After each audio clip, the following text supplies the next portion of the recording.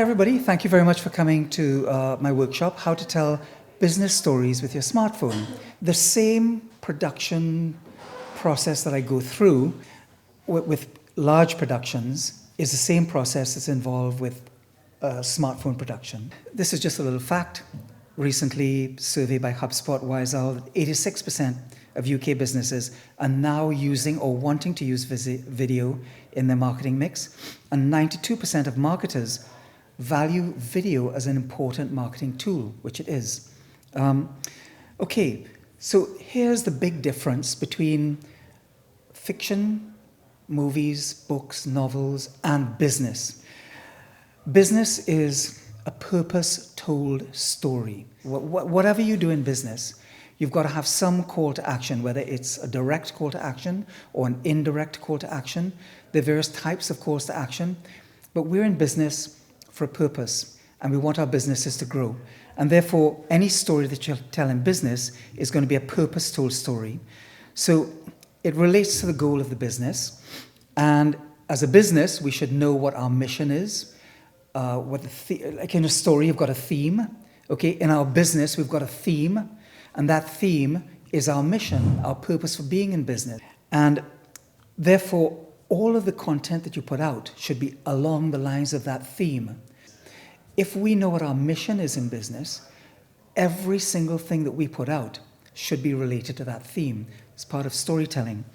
We are in business to solve problems, and therefore everything we put out is helping our audience, our customers, our prospects to solve the problem that they have. It's the problem that we are uniquely enabled to solve. Now, every story, very simply, has a beginning, a middle, and an end. That's really all you have to remember. In business, you could call it the hook, the hold, and the payoff. When you pick your smartphone up, think to yourself, what kind of story am I telling? Is this a 3-act story where in Act 1, you establish the setting? Act 2, all of the action happens. And then Act 3, you've got the climax and then the resolution. The next type of storytelling is a linear story, and it really is just as it happens, as you go along, and all of the things that you meet as you go along. Another type of story is a non-linear story. Like, for instance, if I come to the Expo today and I just do filming, but then I go back home. So this is now in the past. The Expo is in the past, you see? So it's not linear anymore. So, I say I had a great day and I start showing some footage and I'm talking audio over the footage. So that's a non-linear story. So when you pick your phone up, think to yourself, what kind of story am I telling? I think the most important thing to remember is it has got to have a beginning, a middle, and an end. And at the end, you've got to have some purpose, some call to action. Production now, you've got an idea, okay? And the idea develops into maybe a briefing. And then pre-production is the planning. Pre-production is obviously before any filming happens. Then you get into production, and production is doing all of the filming, whether it's on location, it's in the office, whatever, but it's all planned out and you know what you're going to do. And then afterwards, you've got post-production, which is where, make it all look good, do the colors, get the audio all balanced. And then, of course, distribution. Where are you putting it out? Do you have a YouTube channel? Is it going on your website? When you pick up your smartphone, there are a couple things to keep in mind. Number one is you don't actually have to have airplane mode on, but at least have it on silent.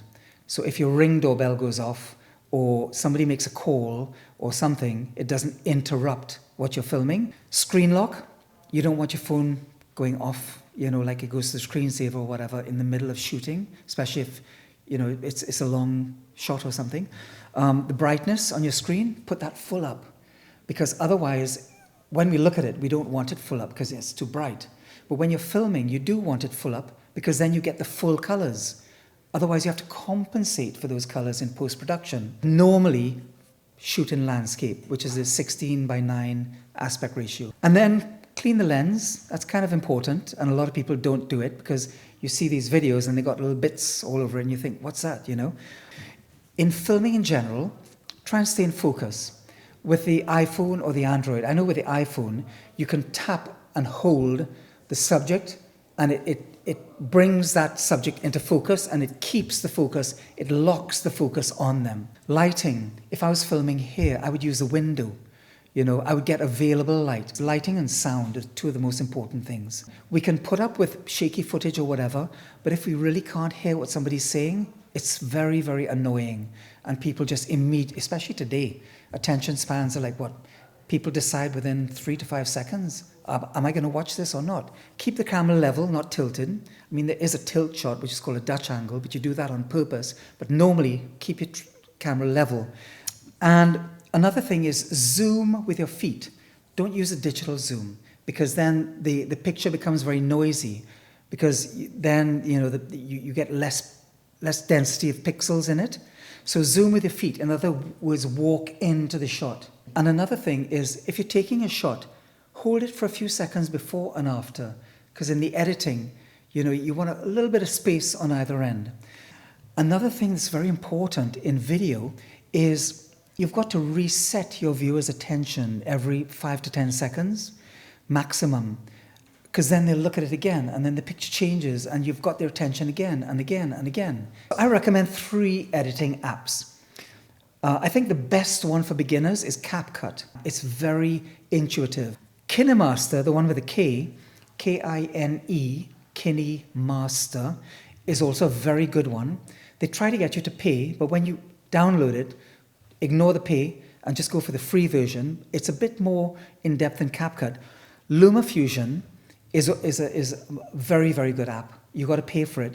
But I would just go with CapCut, if you're just beginning. If you take this guy's name, Justin Brown, he does a very good tutorial on CapCut.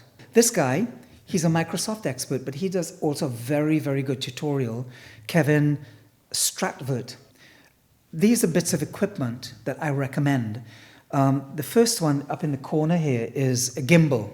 And what that does is it keeps a shot steady. You can be moving around like this the whole time, but it keeps a shot steady, and it'll do it in landscape or portrait. A tripod, excellent, especially if you've got it and you're talking into the camera. And by the way, when you are talking to the camera, look at the lens. Don't look at yourself on the screen. A little microphone, they're as cheap as maybe under 20 quid. You can get a clip-on mic that just plugs into your phone.